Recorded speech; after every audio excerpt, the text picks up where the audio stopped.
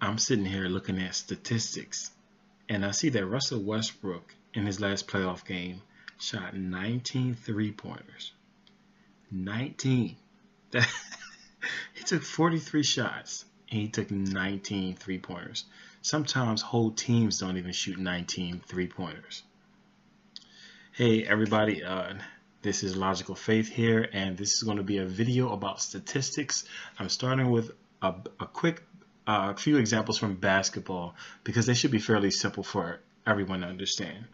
The purpose of this video is to highlight the flaws in simply going by statistics to determine reality. Now we're gonna look at some stats. We're gonna look at Russell Westbrook. We're gonna look at another player, and we're also going to listen to Thomas Sowell, the great economist Thomas Sowell, from this YouTube video posted here, and what he has to say about the wage gap. Then after that, we're going to look at some charts regarding the quote-unquote wage gap, meaning the idea that women overall make less money than men, a certain amount of percentage less than men, and that it's a problem. So we're going to look at a couple things, and like I said, the first thing I want to look at is Russell Westbrook and this crazy, insane stat line from his last game.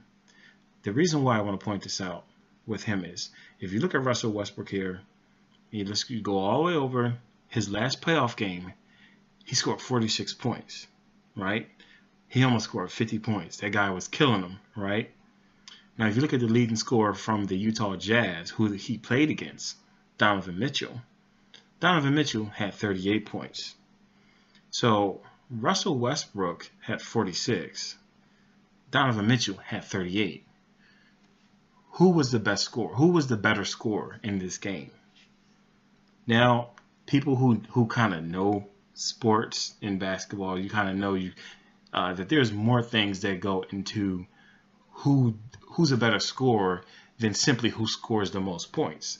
There's a lot of things that statistics won't show, such as, are you injured or are you healthy? If you have better teammates, you're more likely to get better shots. And for example here, Russell Westbrook took 43 shots. He took 43 shot attempts to get 46 points. Donovan Mitchell, on the other hand, he took 26 shots and got 38 points. So Donovan Mitchell was clearly more efficient.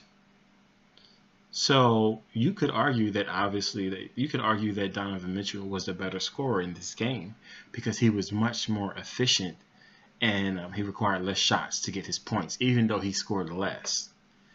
So that's just one quick example. The whole point is there's things that stats don't always show.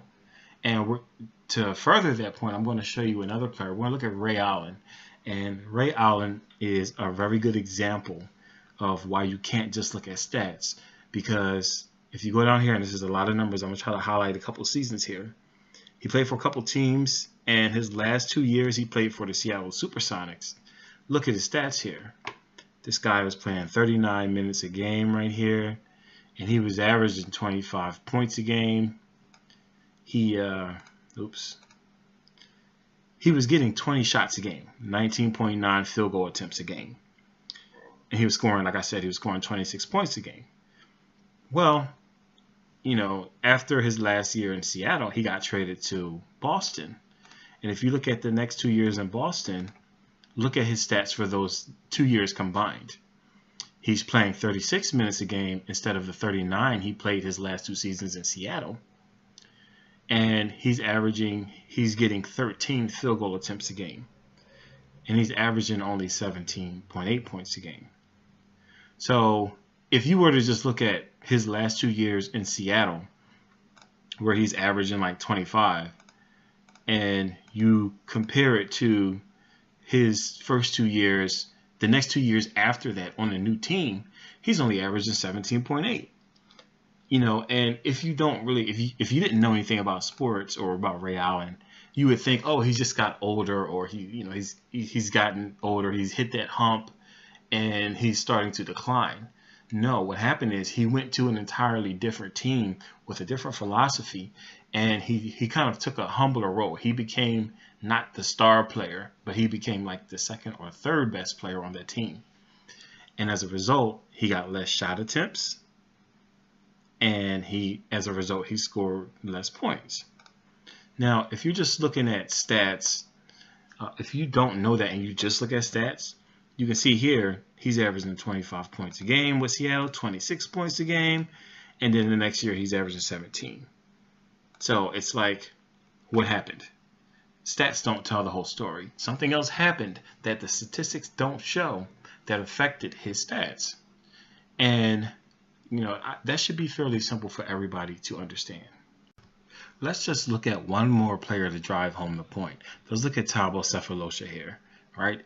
If you didn't know anything about Thabo Sefolosha, and I came and I told you, hey, Thabo Sefolosha is a great scorer. He scored 4,712 points in his career, right? Okay, well, if you don't know anything about basketball, if you don't have any context, it's like, wow, he scored 4,712 points.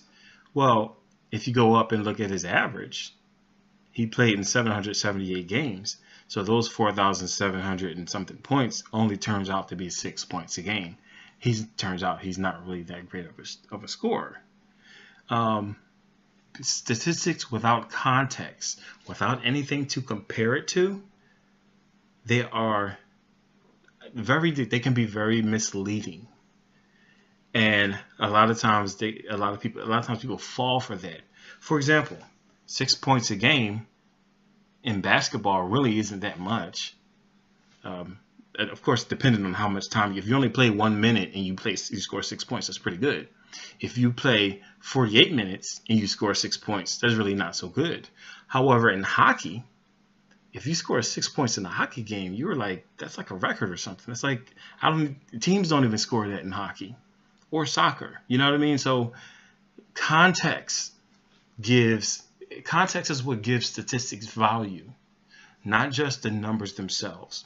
And too often people will rattle off numbers, and they don't give context to the numbers, and they don't tell you that studies that people do, they always have limitations, and they always have a set crowd of people, for lack of a better term. They always have a set demographic that they draw from that by nature excludes others.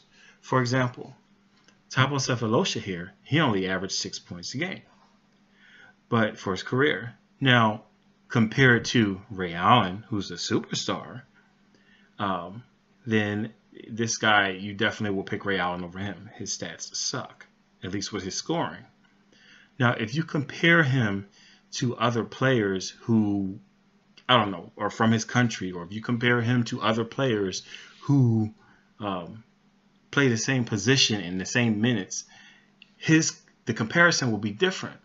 He'll stack up much better if you make that kind of comparison than if you just compared him to Ray Allen or something like that. So the same numbers, but different contexts.